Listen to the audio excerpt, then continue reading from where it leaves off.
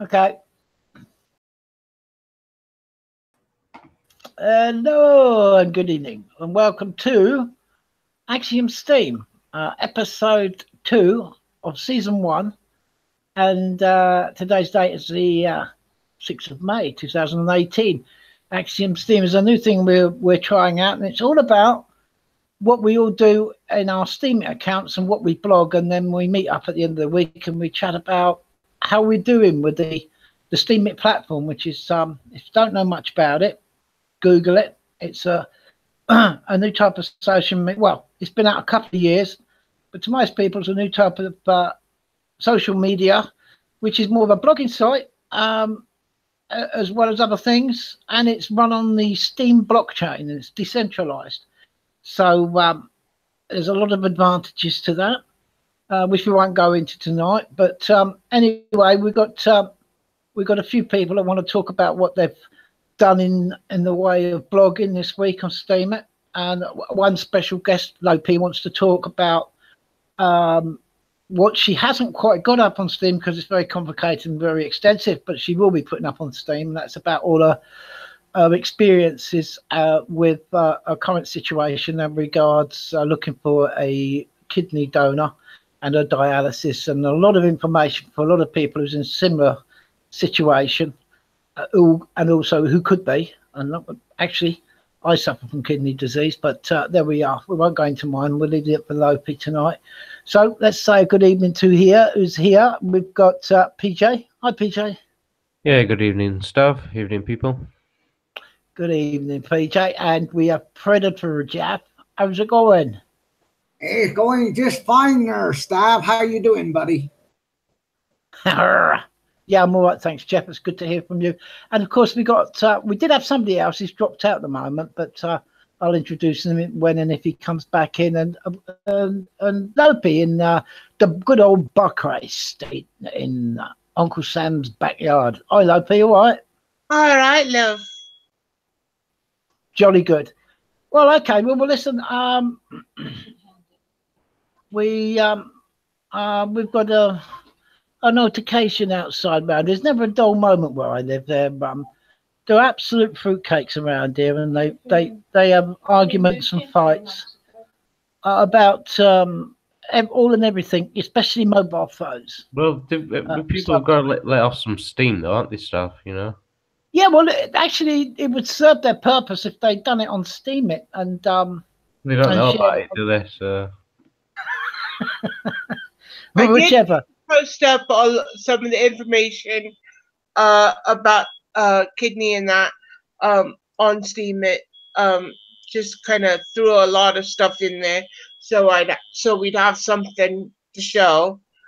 Okay, that's good. Like, what I'm going to do tonight, if you don't mind me interjecting, I don't mean to cut you off. We're going to leave you as the mainstay of tonight's show, and if we quickly whiz through what us guys have done, and then we can leave the floor to you, which is going to be quite a talk from you. So if that's all right, we'll go that way, Lopi. Yeah. All right, love.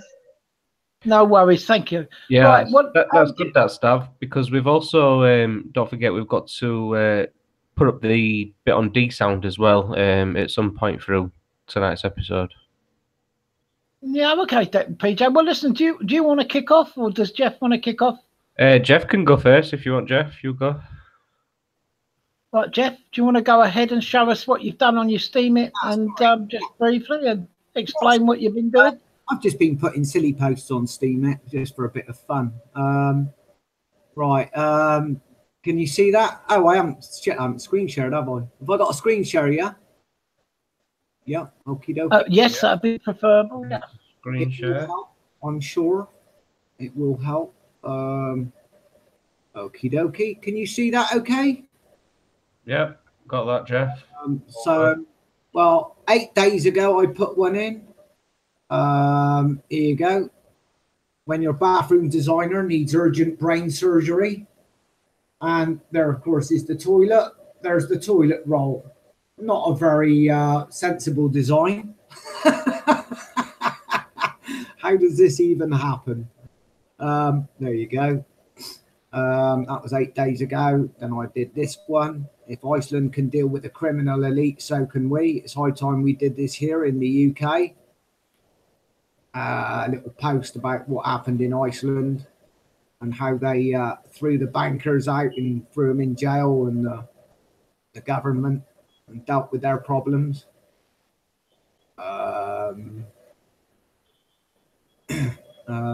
What's this one? Found this beauty on Facebook, possibly the most proactive post I've seen of late. And it was what Stav put in Facebook about Steam It, telling it as it is, no hold bar, taking back control of one's life from the criminal enterprise that is commonly known as government and the central banks, which is pretty good.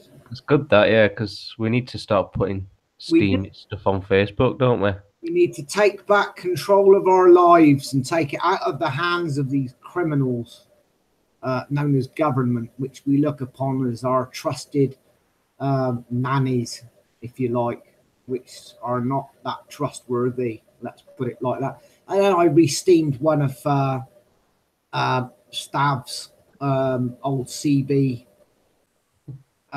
Re-steamed one of Stav's old CB, because you can re-steam other people's works on Steam It as well. Yeah, that's good that you mentioned that, Jeff, because I don't think we've actually talked about re-steaming in episode 1. So if Stav, if you want to come up, Mike, and just quickly explain a bit on re-steaming for viewers.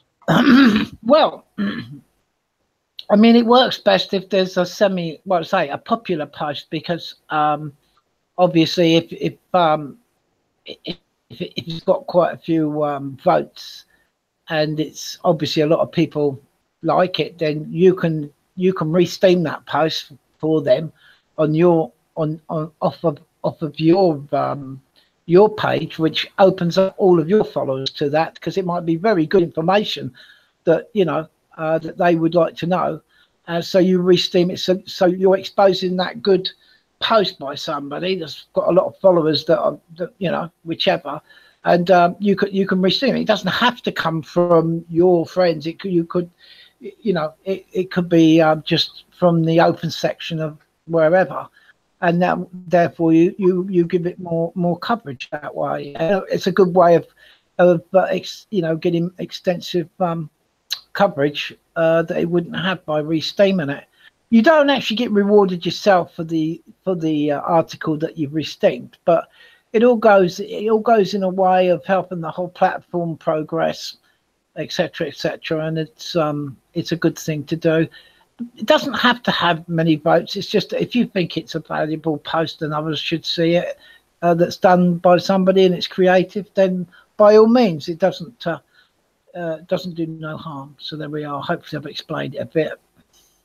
Yeah, I think that covered it pretty well, Stav. And of course, if you shouldn't really re-steam your own stuff, but if you're re-steaming somebody else's stuff, then what happens is, like I've re-steamed stuff here. The redness. What's that?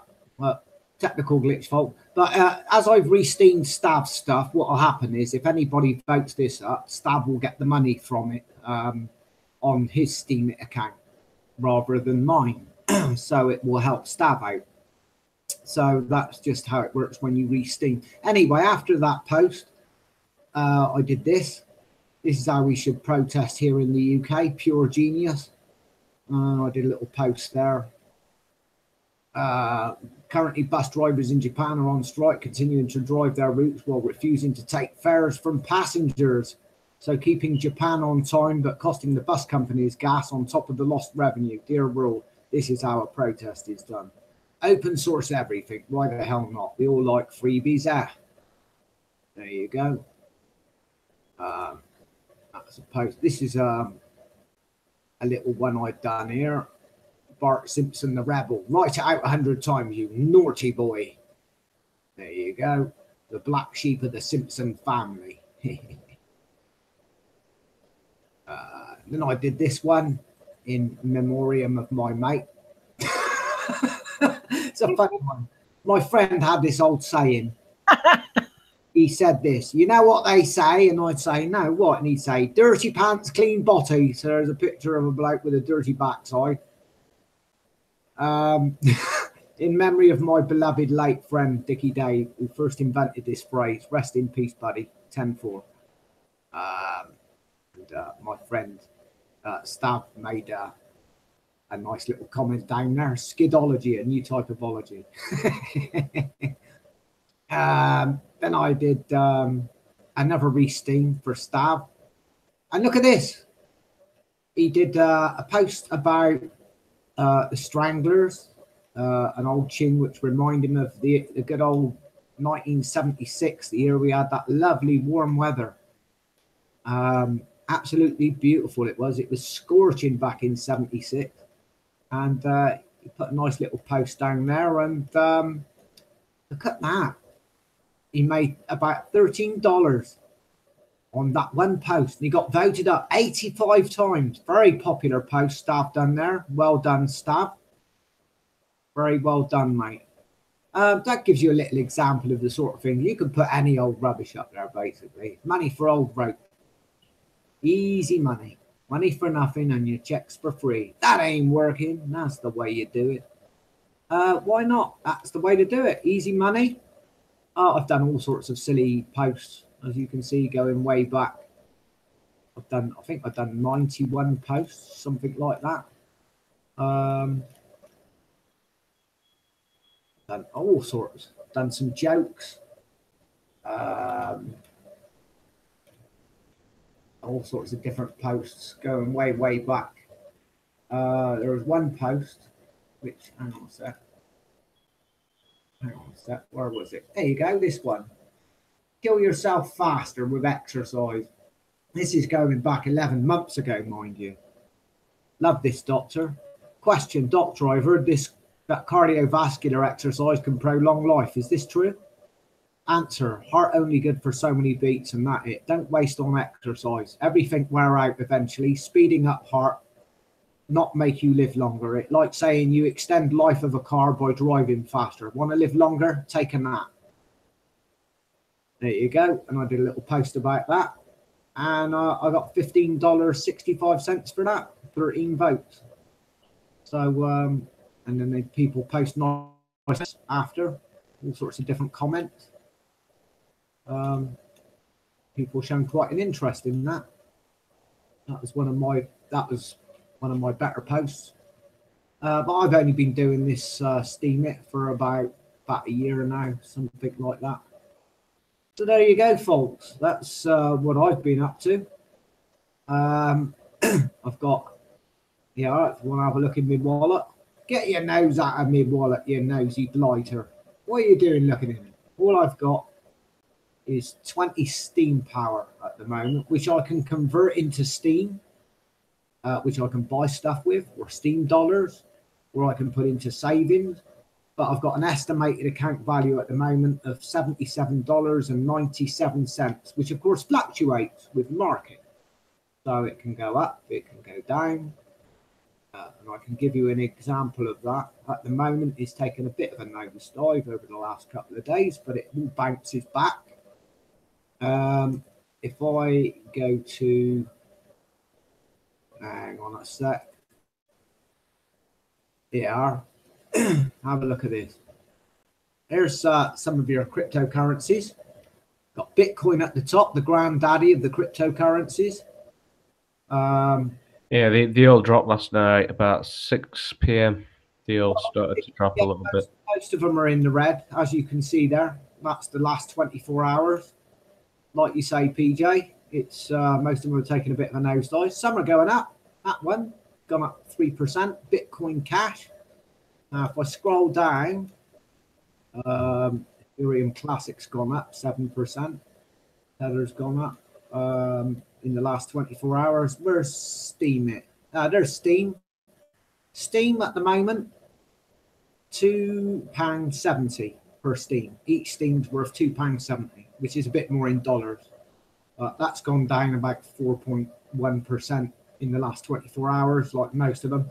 You find that they generally all go down together, roughly, or they all go up together.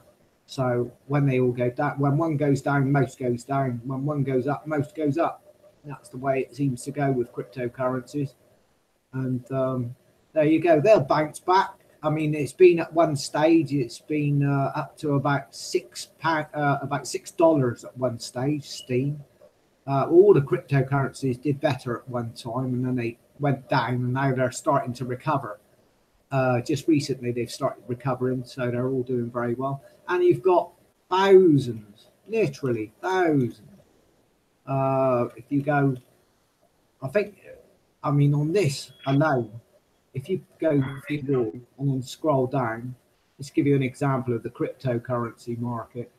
I mean, we're just focusing on Steem tonight, really. So I've gone a bit off tangent here, but just to show our viewers, hang on, when it, just to show you, on this one website, there's 1,614 cryptocurrencies, but apparently there's more than that. There's about 4,500 cryptocurrencies, according to somebody I know. So you're talking 3 times that amount. That gives you an idea anyway. And I'll stop screen sharing. Hang on a sec. How do I stop screen sharing? Okay, look. Should be, that's it. Should have done it now, Jeff. It should be off. Okie dokie. There you go, folks. Anyway, that's what I've been up to. It's definitely worth getting involved with, I'd say. Open up an account. It might take you a few days for them to set it all up for you. Once you get an account going, you can get involved. Instead of wasting time posting on things like Twitter and Instagram and Facebook and all these silly companies that censor what you say. The good thing about Steemit is they don't censor what you put. So, you know, if you want to talk about one thing that is considered not nice by Facebook, well, you can put it on Steemit and nobody worries about it. That's basically all I've got to say on the matter, PJ. So I shall pass it back to our host, PJ. Thank you for letting me show my little posts and things. Thank you, PJ. Back to you, mate. It's all right, Jeff. It's Stavro's actually hosting tonight, and most his articles you've probably already shared on his behalf, Jeff. So I'll leave Stav to show us a bit on the DSound quite quickly before we hand it over to Lope for extensive articles. So Stav, if you just you can get up your DSound, because you did tell me the other day that you'd made an account. So I thought it'd be, you know, more suitable showing it from your account rather than from, you know, me who doesn't have one. Okay, PJ. First of all, is let's get rid of that. I'm going to have to Google it because I didn't save it. Well, at least I may have done actually. Let me just get it. I'll let you try and bring that up then, and I'll just briefly introduce it to listeners. So we're going to try and cover certain parts to Steem. You know, there's different platforms you can use that kind of plugs into Steem, if you like. And one of them that we're going to talk about tonight is called DSound. Now, DSound out there for people who are into the music. If you make your own music or something along them lines, if you like to mess around and play around with audio files, check out DSound. It could be for you. It's a decentralized platform that works through the Steem blockchain, and I've not tried it. I haven't used it, so I can't give you my opinion on it. All I can do tonight is just bring it to your attention. And if Stav can't manage to get it up as a screen share, he should show you what it looks like from the face of the website. How are we getting on, Stav? All right? Yeah, well, let know when it comes through. If it comes through. There we are. See that? Yeah, we've got that. Go on, Stav. I'll leave it to you. Okay. Well, like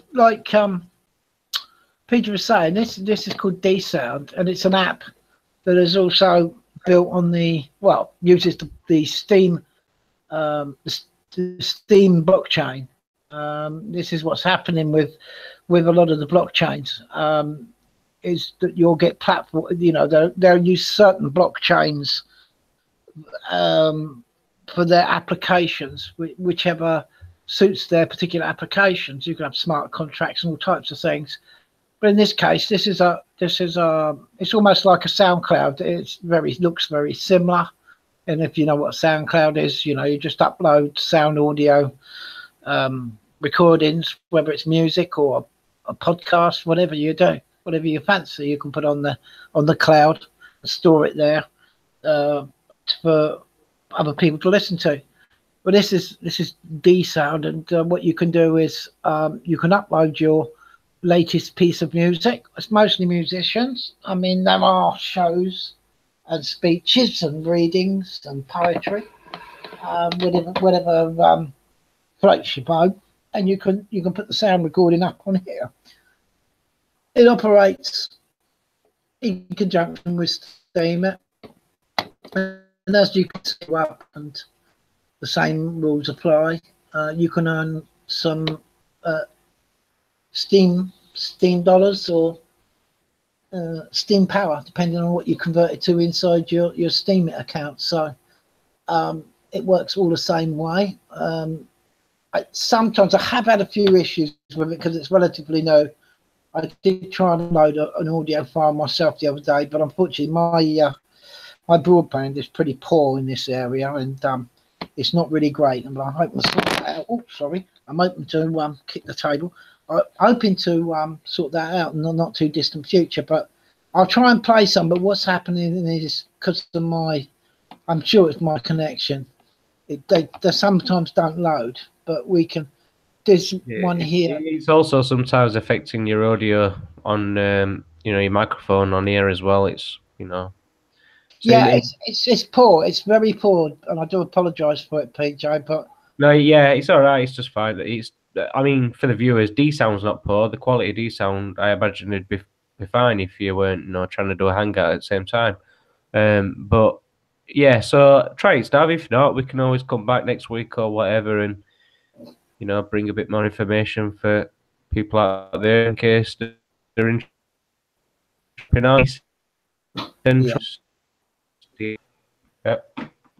Well, okay. Well, I'll give this a blast here. This is a DSound Waves Library 30, some Hey You, Pink Floyd cover, swoop style. I mean, I don't know what it is, but I'll give it a try. Hopefully it'll play. Don't know. I keep my fingers crossed. Yes, it's going to play, I think. Don't know if you're hearing that. I want a bit more volume. I can hear it in background, yeah.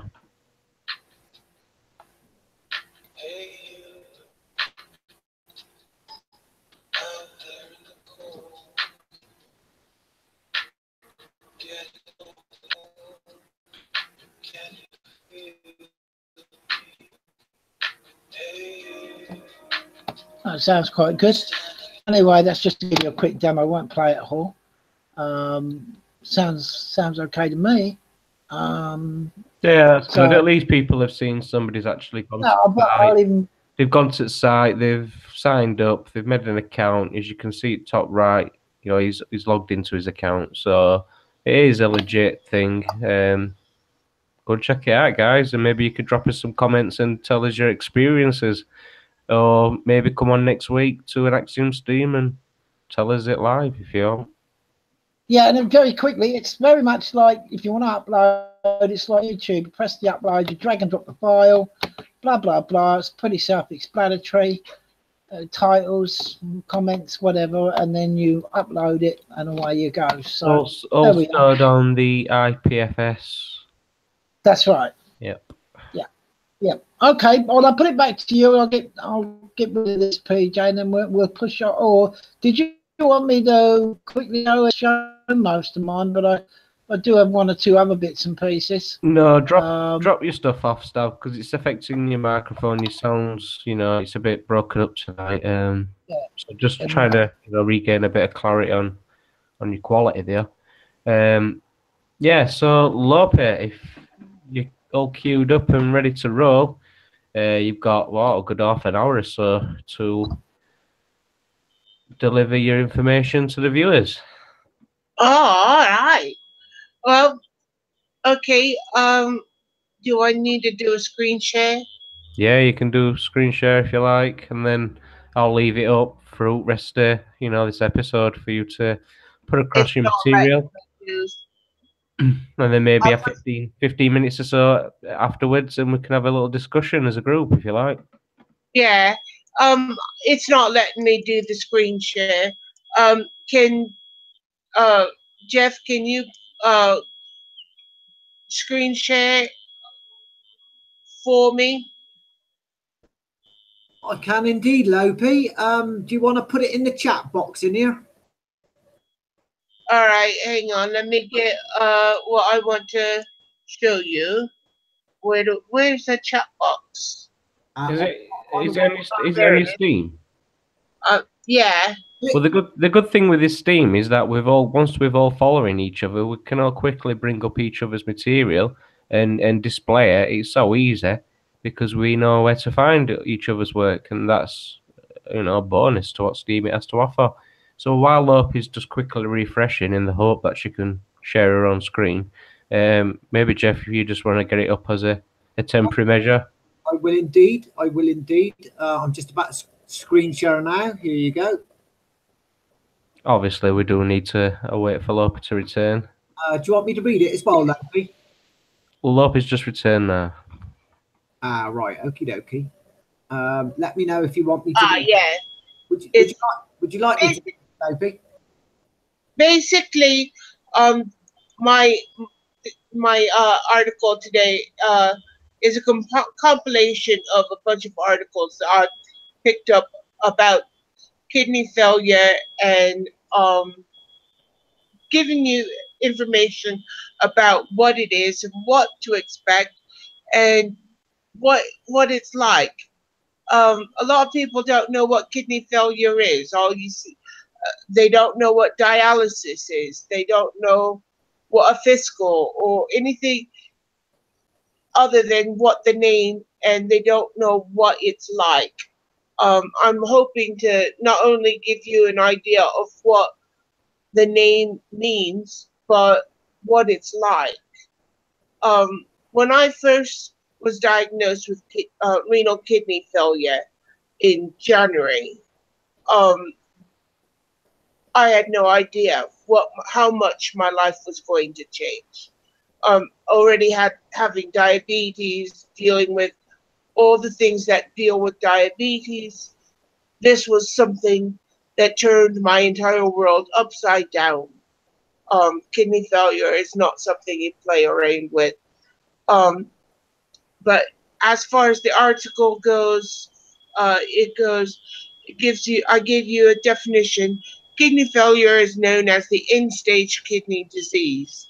It is a medical condition in which the kidneys no longer work. It's divided into acute kidney failure and chronic kidney failure. Those that are long-term. Symptoms include swelling, feeling tired, vomiting, loss of appetite, confusion. Complications of acute disease may include uremia, high blood potassium, or volume overload. Complications of chronic disease may include heart disease, high blood pressure, and anemia. They include low blood pressure, blockage of the urinary tract, certain medication, muscle breakdowns, and hemolytic uremic syndrome. Causes of the kidney failure includes diabetes, high blood pressure, nephrotic syndrome, and polycystic kidney disease. Diagnosis of acute is often based on the combination of factors such as decreased urine production, increased serum creatinine. Diagnosis of chronic disease is typically based on glomerular filtration rate of less than 15, or the need for renal replacement therapy. Basically, that's talking about the ickies in your blood. When I say ickies, of course, I'm using layman's terms. It's all the toxins and everything that your kidneys and your liver filters out. Treatment typically depends on underlying cause. Chronic,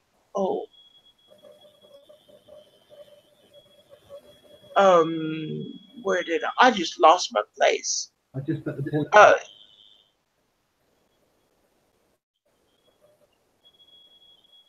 I'll Typically depends on underlying chronic disease may include hemodialysis, peritoneal dialysis, or kidney transplant. I am currently in hemodialysis. Peritoneal dialysis is the one that goes in your stomach area. Mine is going to my heart. And of course, ultimately kidney transplant. Hemodialysis uses a machine to filter the blood outside the body. In peritoneal dialysis, specific fluid is placed into the abdominal cavity and then drained, which is the process being repeated multiple times a day. Kidney transplant involves surgically placing a kidney from someone else and then taking immunosuppressant medication to prevent rejection. I'd like to go ahead and talk about this bit. When I go to dialysis, if you'll scroll down, Jeff, to the photographs. No, not that one. That's showing you this picture here. That picture there was showing you dialysis through the fiscal. That is in your forearm, where they go and sew a vein and an artery together so that they can get your blood and do it that way. It's a lot safer than doing it with what I call my tentacles. My tentacles are something that goes straight to your heart. Now this here, this diagram here shows you the blood types of what can be used for a certain person, of certain blood types that for dialysis is one of the things that is a factor in the donor thing. Your blood type is one thing. I'm A negative, so I could only get an A negative or an O negative, which limits the amount of transplants that I could have. Okay. Which is not good, but hey, it's better than nothing, right? Right. An A minus or an O minus donor. But just because you're not that blood type, okay, this is the first picture here is a scale. That picture, before you go into dialysis, every day that you go, you must be weighed. You're weighed before and you're weighed after. They take about 2 liters of fluid out of me every time I go. And they definitely could take more out, but that would cause me damage. The next photograph is showing my fiscal. I recently had surgery last week to do a fiscal, and that's my fiscal. It's not healed up enough yet to be used for my dialysis yet, but we're working on it. It's healing. This is me, obviously, at dialysis. When they go, that is my tentacle there coming out of my chest. And what they do is they take syringes and they suck out any clots that's in the line, and which is very important, because if they didn't do that and they were doing the dialysis, the clot could go into my heart and kill me. So it's very important that they try and make sure that the line is clear and free of any clot. Continue, Dan. That's them just doing more. This is the red line is the blood coming out of my heart, going into the machine, and the blue line is going back, will be what's going back in. That is a clean blood. So every week at dialysis, they do a blood check, and that's showing them, checking my blood. They check for potassium. They check for my phosphorus levels. They look at my calcium levels. They look at everything. They see my white blood cell count. They look at my how much blood I'm producing.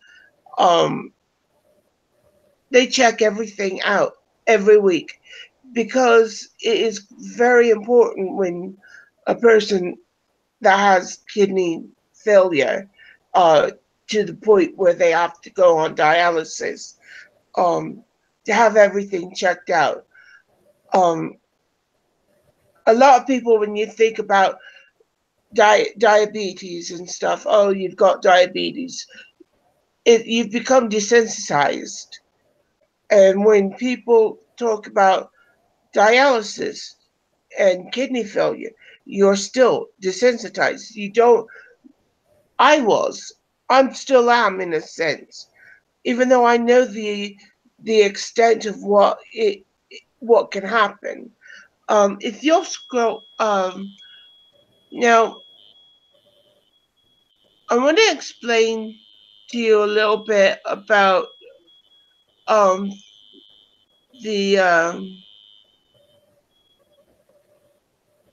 what dialysis does. Dialysis is what basically is keeping me alive. If I didn't go to dialysis, I would surely die within a few weeks. Mostly it's different for a lot of people depending on what other health issues they have. But because I've already had a heart attack, I've had chronic congestive heart failure, I have diabetes, I'm dealing with neuropathy, I'm dealing with my cardiovascular nervous system is quitting. So, this dialysis is my lifeblood right now, and it is very important. Now, I don't go every day. There are some people that do dialysis, and there's the peritoneal dialysis. That's the one that goes in your belly. I am not able to do that because my hands don't work, and that's something you do at home, or you would have to come every day to dialysis center and they would do it. And that's basically your life. That's what my life has become. When I'm not in dialysis, I'm recovering from dialysis. And then I go to dialysis again to do it again. Can I just interject a minute, Lopi? Would you like me to read the rest of it that you haven't read? Because I know where you left off. No, I'm not going to read the whole thing. Oh, okay. I can read it for you. The whole thing is not. It's a lot of medical. Okay. A lot of medical stuff. There's no problem if you want me to. Just ask me. The underlining those underlying kidney dialysis treatment possesses a general life expectancy of 4 years, but many scenarios come into play, with some patients enjoying a bountiful life as long as 25 years. A person who only has kidney problems can live up to 25 years on dialysis. A person like me, I'm looking at the latter. Okay? If I only had kidney problem, I would be okay with it. We don't, as an article, if you read down a little further, it says, we do not know how long patients on dialysis will live, says the National Kidney Foundation. We think that some dialysis patients live as long as people without kidney failure, and that's a very positive thing. That is why transplants and donors are so important to people like me.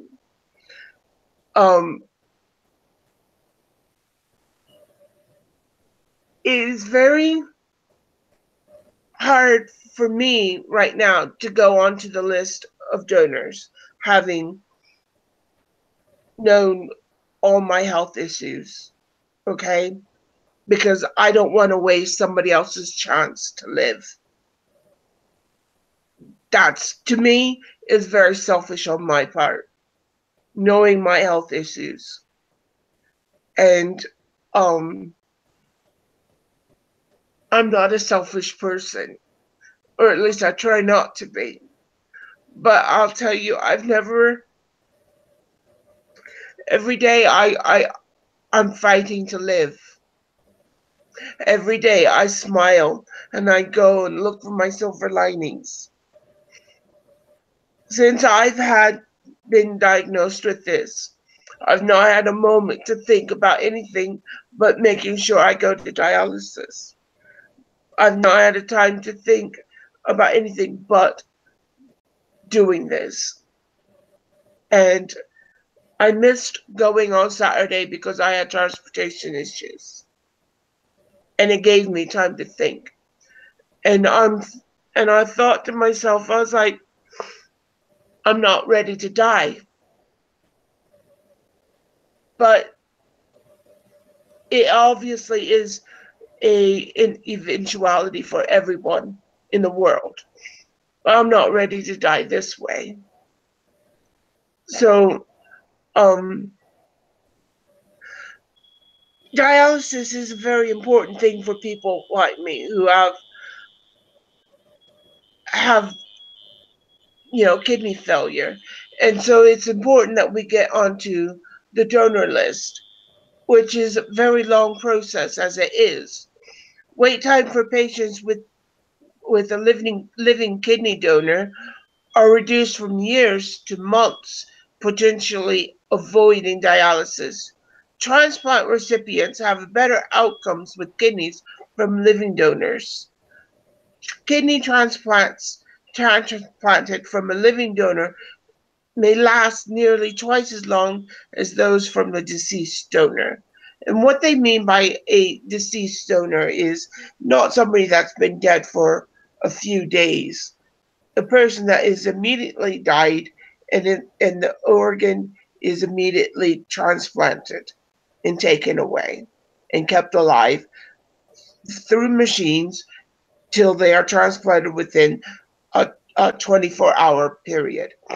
That is what is meant by a deceased donor. When you go and say, I'm an organ donor, that's what that is, the deceased donor. A living donor is a person who steps up to the plate and says, you know what, I've got 2 kidneys, you can have one, and that works out great because it's still a working donor kidney.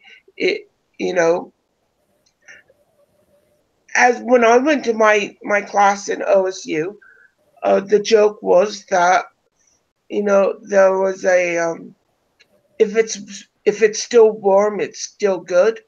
If it's cold, we don't want it.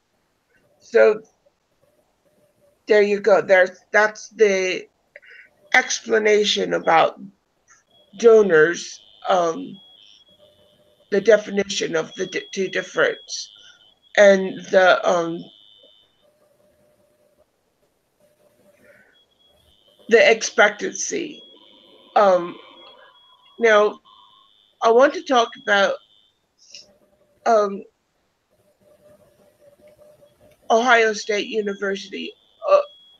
That's where I'm going to do my transplant. And they are a wonderful, wonderful medical center. They have done over 9,000 kidney transplants this year so far. And they do that every year. It is one of the largest in Ohio. And next to Cleveland Clinic or Mayo Clinic. People wonder what will happen if I don't decide to go to dialysis. Obviously, I'll die. But there comes a time when you feel that you want to discontinue dialysis treatment. You may feel that dialysis is no longer maintaining or improving your quality of life. If this occurs, it's important to know that you have the right to make the decision to stop. However, before making the decision, it's important that you discuss it carefully with your loved ones and your treatment team. How can I really stop dialysis if I want to? Yes, dialysis patients are allowed to make decisions about stopping dialysis treatment. You're encouraged to discuss your reasons for wanting to stop treatment with your doctor, other members of your healthcare team, your loved ones, before making the decision. If I stop dialysis, how will my healthcare team unit respond? The members of your healthcare team will want to hear a clear understanding of why you want to make this decision. Worsening health, specific treatment problems, depression, to determine if any improvements might be able to be made to affect your decision. Your doctor, social worker, and nurse may all speak to you and encourage you to talk openly about your feelings. Now,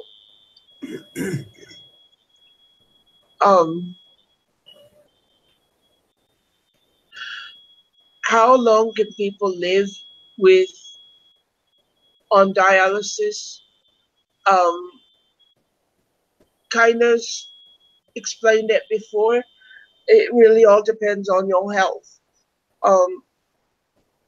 If I only had kidney issue, I could go on till I got a transplant and go on forever.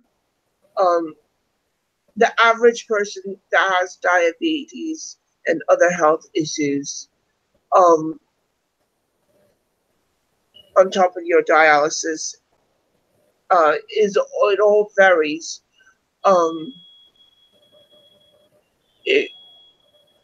The average life expectancy changes for individuals in different environments and depending on their health condition. Tiredness, high blood pressure, diabetes, and other complications can contribute to shorten a person's lifespan. To ensure extended and improved life while on dialysis, you may consider the following strategies. Your diet, for one. DaVita dialysis, they tend to stress a lot of concern about eating more fruits and vegetables, but being careful of what fruits and vegetables you'll eat because of the amount of phosphorus and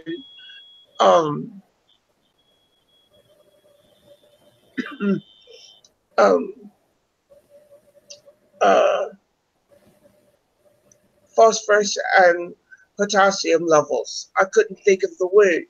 Sorry. As far as because that basically can harden your kidney. High levels of that can make my kidney work a lot more harder and not be able to, go for the long haul. Thing you don't want to do is overwork your kidneys when you're on dialysis. You want them to just go in with the ebb and flow. You want them to be easy working. You want them to be, not strained. And when you're putting more of the nutrients that makes it work harder, it makes your kidneys weaker.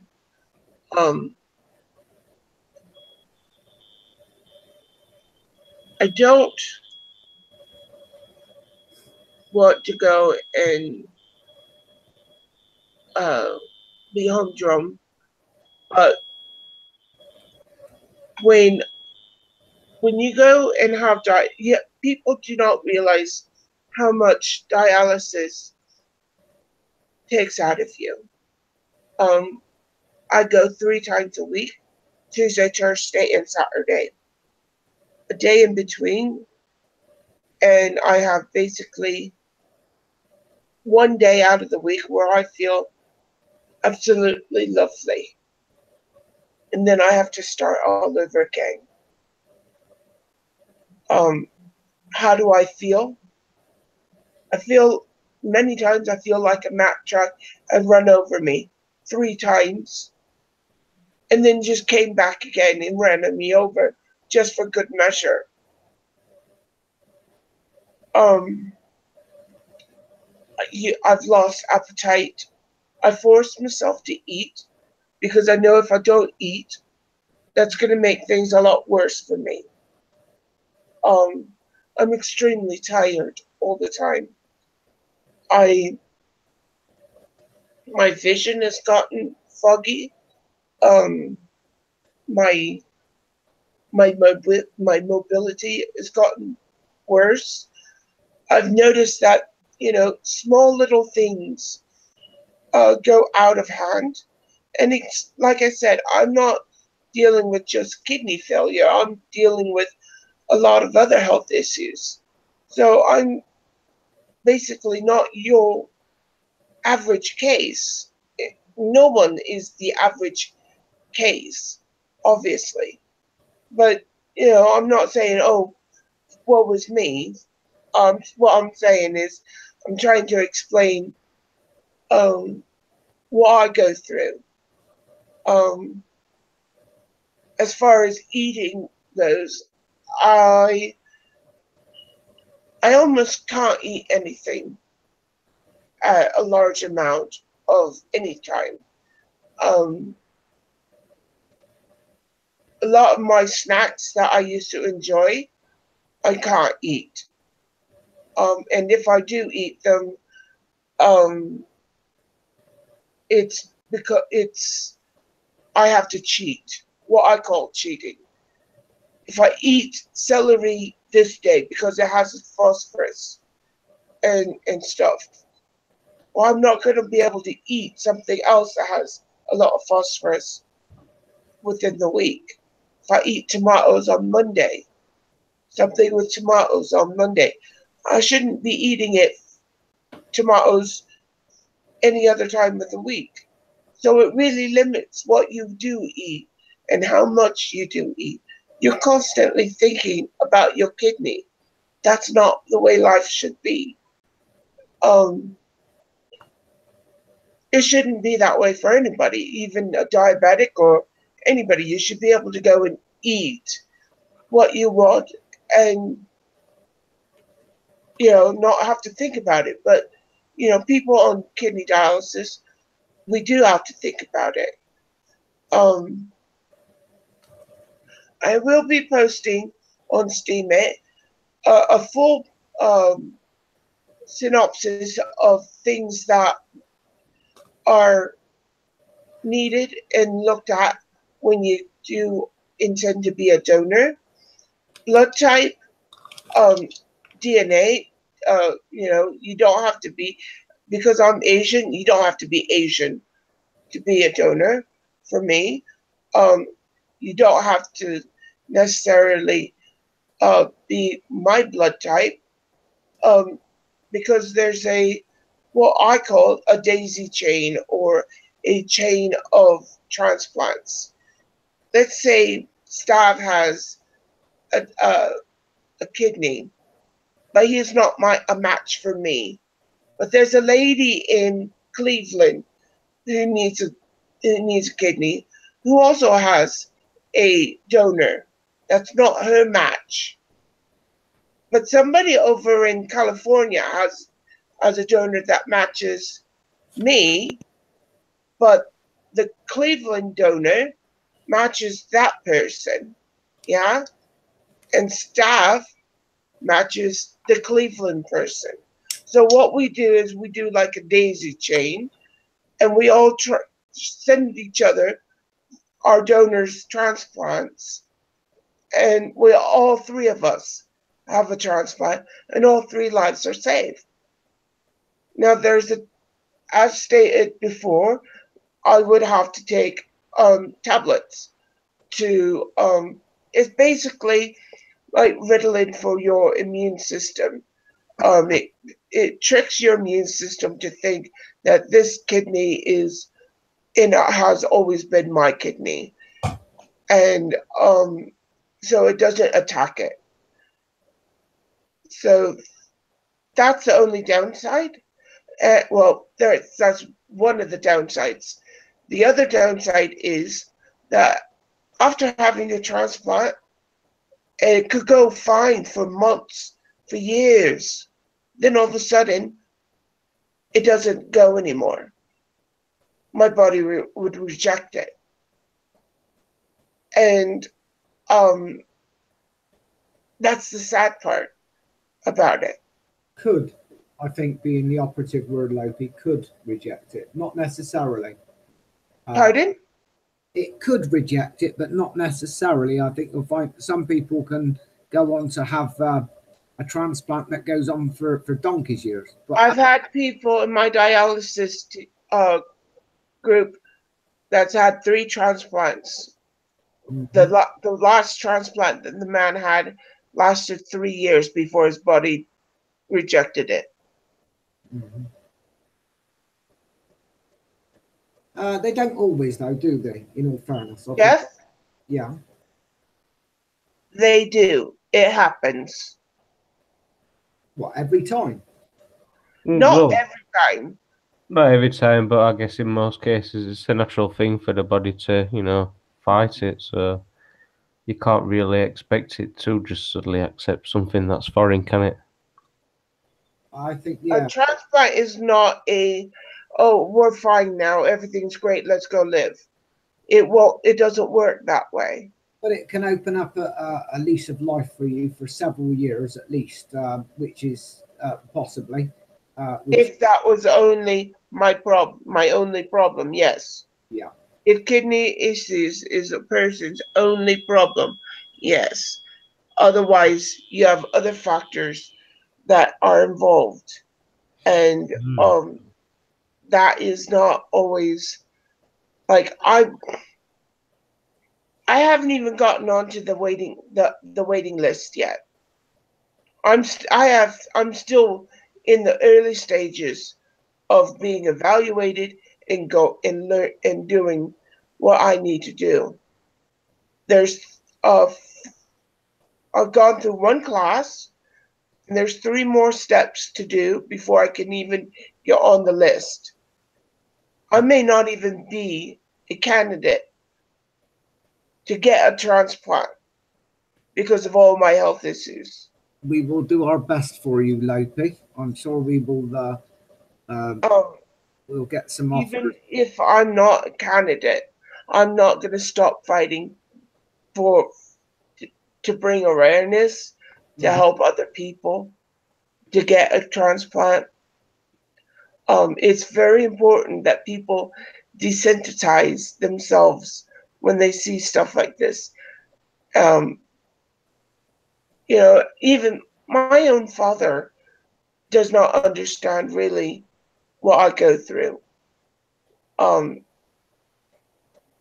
most important thing for anybody dealing with something like this is a support group. Yeah. It's very important. Not necessarily just, let's say, the internet, friends and stuff, but somebody at home. Somebody that is there that can hold their head up when they don't want to hold their head up anymore. Well, we will do Somebody that will push them to go when they don't want to go anymore. It's very difficult to push myself every day, to get out of bed every day, to keep doing this, to keep looking for silver linings. I know it's very hard for you. I mean, because, like I said, if I only had a kidney problem, that would be one thing, but I don't have just a kidney problem. And people do not realize the most important, how important a support system, somebody to give you a hug. I mean, you guys are great. You are all a wonderful support system for me. But I can tell you honestly, everything's fine. And you will take it just as that. Yeah. You don't see, you don't know. When I turn the computer off, you wouldn't know that I'm sat here over my toilet, watching my entire contents go down. It's kind of like a catch-22, really, because people don't want to treat somebody differently based on, the condition or an illness. They just want them to, just be normal. But when that individual is unable to carry out, day-to-day activities in a normal way, then it kind of does, sort of grind together. So it's kind of working how to go about it where you can still achieve, a normal day-to-day life despite your conditions. Obviously, it's not going to be normal, but it's trying to find that point. And that's why I've looked for my silver linings every day.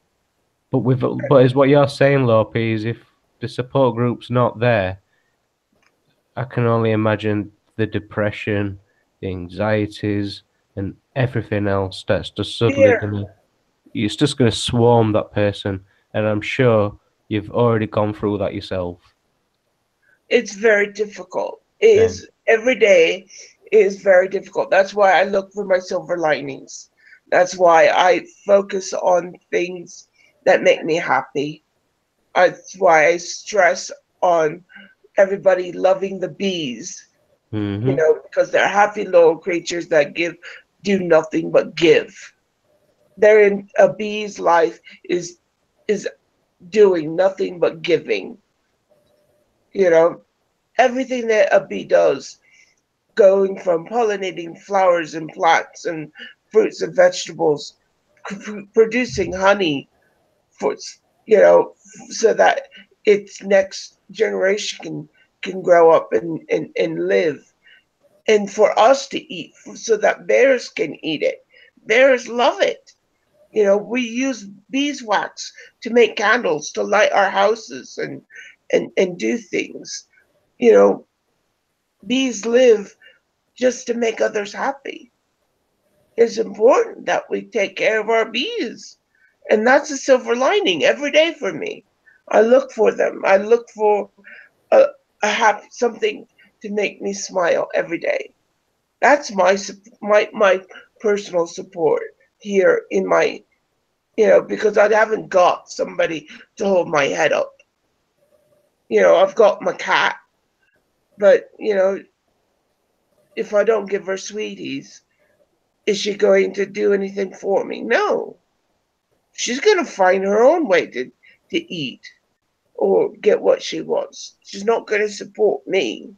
I'm the supporter of her. In all actuality, she gives me emotional support as far as, loving me and being there for me. But she doesn't give me affirmations and positive push, you know, that a support group does, a physical support group, I should say. Yeah.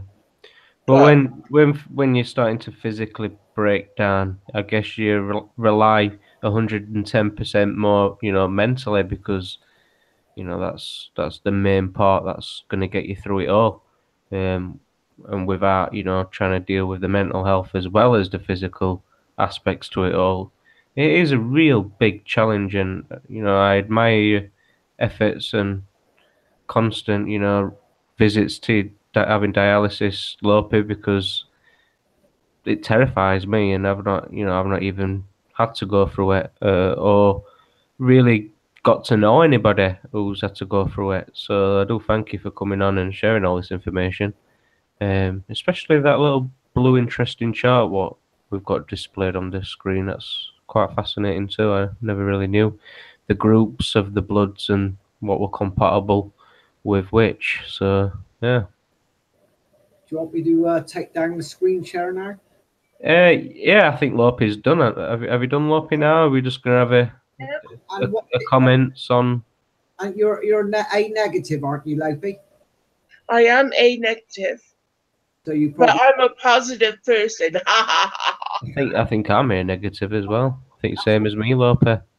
You're strong mentally, Lope. I will say that for you. You might have physical problems, but if you've got a strong, positive mental attitude, it can make a difference to keep you going. And we will find a donor for you, Lope. I've got to find. I'm a tough bird. I really am. I know that. I've learned that about myself.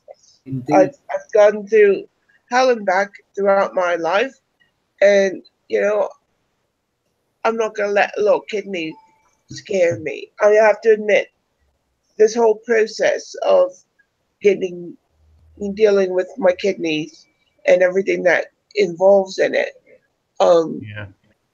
scares the shit out of me. Nothing's ever scared me more in my life than dealing with this. And I don't know why, because it's just something. You're not on your own, Lope, as well, because we'll be your support group. You know, me, PJ, Stav, we all love you, and we all want the best for you. So we're going to do our best and try and get you a good donor as quickly as possible. I appreciate it, and I myself have a lot to learn, and like you said, PJ, I think mental strength has a lot to do with being able to deal with it, and I think I've pretty much been pretty strong-minded person. I think Jeff can vouch for that bit, me being strong-minded. But you know, I'm not going to let a little kidney knock me down. You know, it's not. I'm stronger than that, and you know, I'm not going to let. Honestly, I thought about the donor and everything, because when I went to OSU, they had asked me. Somebody had asked me what was my thoughts on the donor. For me personally, knowing my health issues, like I said before, I don't want it wasted on me, because my health, there's so many other factors with my health that I may not even be eligible for a donor, that I don't want somebody's kidney to be wasted on me when they can be saving somebody who, you know, is younger, that doesn't have a lot of health issues. You know, you're still quite young. And one of the things that I worry about the donor is, what if their child may need a kidney? You know, that's the thing that's in my head. Yeah, but you're what still. What if somebody in their family needs it, and I've got their kidney? Yeah, but you're still quite young, Lope. So we'll try and get you sorted, because you still got a bit of life left in you yet, darling. there's still a bit of vitality left in those old bones you got. We'll get you a donor. Don't worry about that. I'm gonna go to my doctor actually and find out what blood type I am, because I don't even know what blood type I am. I've no idea. And another thing I wanted to tell you about the donors. Yeah. When you sign up to get tested, all right, not only do you get your blood tested and all that and checked out, you're getting a top to bottom check, from your head all the way to your toes. They check for everything. They're not just whether your DNA or blood or if you're healthy. They check for possible cancers. They check for eye problems. They check for dental issues. They check it we were discussing this, wasn't we, Lope? And it is an interesting point that she's making now, because you almost would have forgot to have mentioned that, which would have been a shame. So yeah, what Lope is saying is it could lead for the donor to find out, have diagnosed just things, but what they never knew that they had wrong with them. So it's really interesting. I think Lope did give me a story on, was it somebody who you knew or had heard of, and they become a donor and ended up finding they had some certain condition that they never knew they had, and because they got it in time, they were able to treat it. So there's always good sides to things like this. Yeah. They had no idea that he had some sort of cancer. Yeah, that was the one. Yeah, I do remember you telling me. Yeah. And they found out, and they were able to fix it, and he no longer had cancer. And apparently, also, people that have kidney or have end-stage kidney failure, is that most people don't actually realise they've got kidney problems. They don't start getting symptoms until they're actually in the end stage of. There's lots of clues. Yes. There's lots of clues. You get urinary tract infections a lot. There's lots of. That's why when you go to the doctors and your doctor says you have any questions or anything, you need to tell them everything. It may sound like you're whining and pissing and moaning, but tell them everything. Oh, I've got a twinge in my back. Or you're not just going to get diagnosed as a hypochondriac. You're going to get, the level of treatment you need. It's just, as Lope says, you've got to divulge the information across to the doctor for them to really pinpoint on what it is.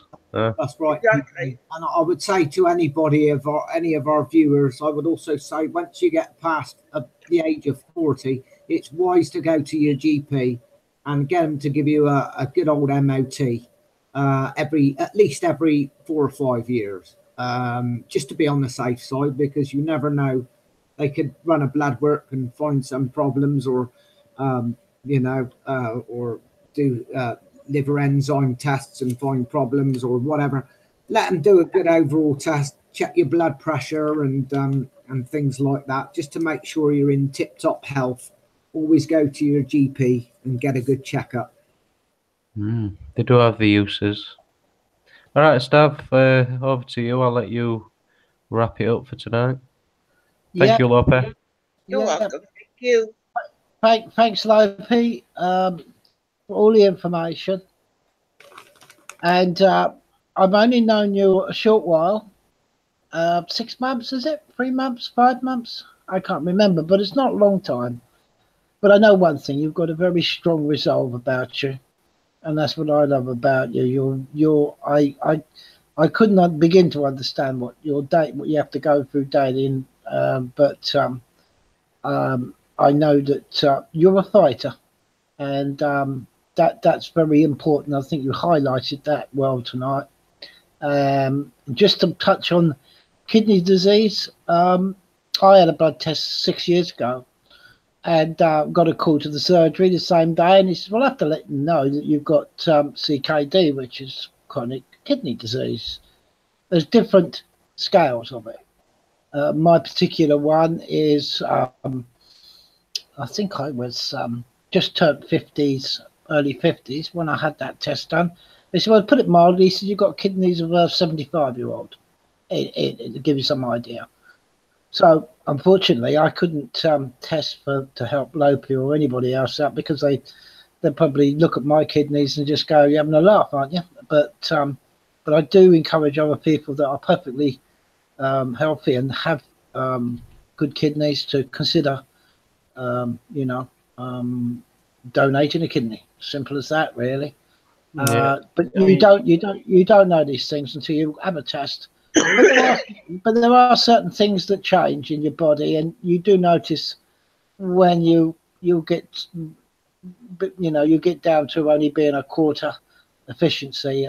When you start to get down to those numbers, things start to happen anyway. But by then, you're getting close to kidney failure, and before you know where you are, you end up on dialysis. So it's an important thing to have tested just to get you up. Anyway, my silver lining that I look for, Lopi, is I had a test done just recently, and he said 6 years and the numbers haven't changed. So sometimes your kidneys can go into these things. Yeah, they can go into these things. All of a sudden, the efficiency can drop quite drastically, and then it can settle down again. But nobody knows, it can go the opposite way, where it can fall even more quickly. So nobody knows. Good to get these tests done.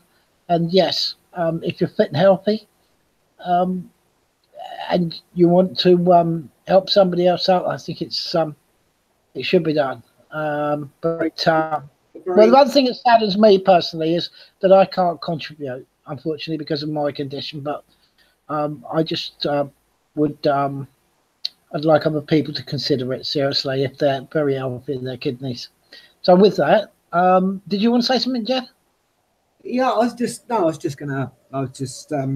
basically reiterate what you said. It's a very noble thing to do. If anybody would donate a kidney to Lopi or anybody else who's got kidney. No, you can live just a normal life having one kidney. So that's not like you're not going to get drastically affected by it, but other than probably feeling a little bit lighter than normal.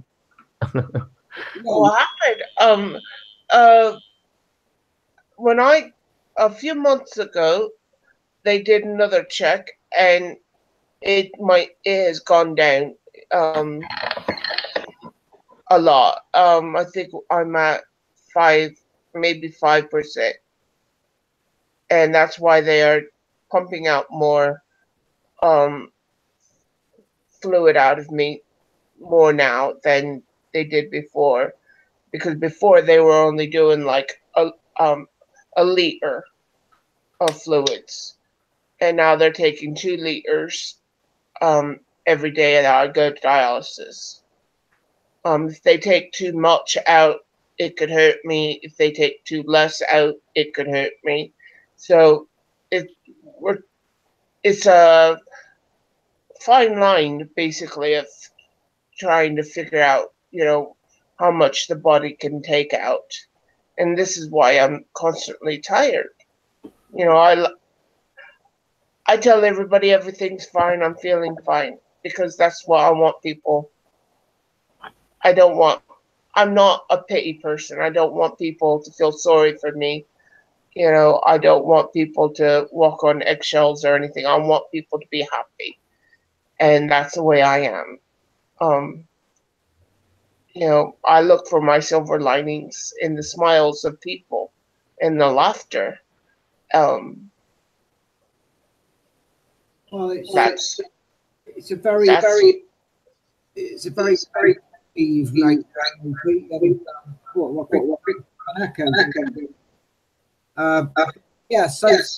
listening, if you want to help, don't donate your sympathy, donate your kidney, and we want ideally somebody who's A minus. Is it A minus or O minus? Is that right, Lopi? If that's your blood type. Yeah, I'm A negative. Yes, but you can receive A negative or O negative in it, or yes, preferably A negative. So if you're A negative, we'd like to hear from you. you've got 2 kidneys, you can live on 1 quite happily, and it'll work just as well as 2 if you've got a healthy pair of kidneys. And Lopi just needs 1. So Yeah. we'd like to hear from you, Absolutely. and if you can get in contact with us on Steam It or any other way, we would be most grateful. I'd just like to add to that blood group. Now, I think, if I'm right in saying, and look at the chart, I think the O negative is the rhesus, isn't it? I Which means thought that- it were, yeah. That's what I got from that chart, Yes. yeah. It is, yeah. And if you are rhesus, O negative, you can donate to anybody. Anybody? No. Rhesus, for our viewers, if you're rhesus negative, what rhesus? Rhesus is the protein that is around the blood cell that people that have come from rhesus monkeys or have the rhesus monkey protein. If you haven't got that protein, if you're lacking in it, you are called rhesus negative, and it makes you a very special person if you're a negative, because that makes you a universal, what they call a universal donor, if I'm not mistaken. That's what the O negative is, Jeff. You're quite right. And if you are that, then of course you're perfectly healthy and you want to donate a kidney. You can put you could that kidney can be used for anybody who needs a transplant. So that's an important thing to add to tonight's talk. I thought so. Good one, Jeff. The way to look at it is this: you can put a negative into a positive, but you can't put a positive into a negative, because if you try and put a positive into a negative, the negative recipient will notice the positive protein around the blood cell, and it will cause problems because it will detect that protein, and it will treat it as a foreign body and try to reject it. So, like I said, you can put a negative into a positive, but you can't put a positive into a negative. Yeah, and I think just to add to that, just a flashing thought, because I've done a bit of electronics in my time. The electrons surrounding the spin of an atom, the electrons are all negatively charged. So there we are. I just thought I'd add that. Very interesting, yeah. A nice cliffhanger there. Okay, guys, cheers for that. We'll be back next Sunday for episode 3. Not sure what with, but it'll definitely be somebody's Steam, no doubt. I hope so too. Thanks very much, guys. Great talk. Thank you, Lopi, for your true story and everything. And let's work on see if we can get something sorted for you and anybody else that perhaps is in the looking for a new kidney. So all the best, everyone. Thanks for coming on, guys. Cheers. And until next week, cheers. Cheers, Stav. Cheers, Lopi. Cheers, PJ. Thanks a lot, Bert. Cheers, guys.